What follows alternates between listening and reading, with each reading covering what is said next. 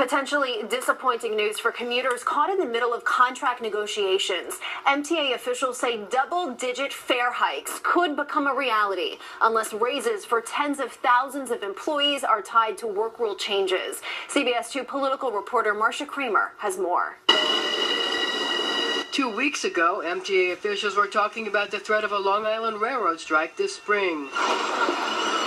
Now the news for metropolitan area transit riders is even worse.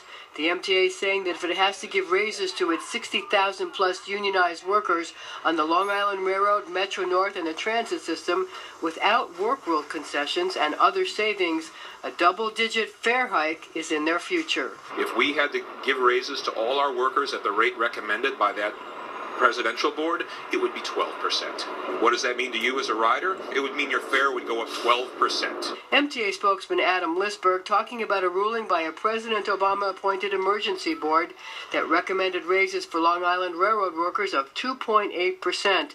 The raise is retroactive to 2010 and with no work rule changes. The MTA says it's contesting the federal ruling because it would have to match the LIRR package for the rest of its workers, and it just can't afford it. The agency says raises have to be matched by savings.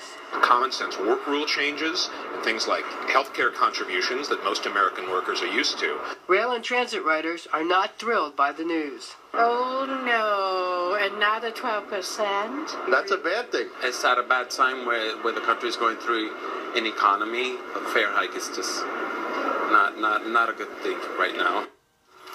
The head of the United Transportation Union, which represents LIRR workers, says the fare hike threat is, quote, irresponsible. The MTA and the union are officially in a cooling off period, but a strike threat is still on the table.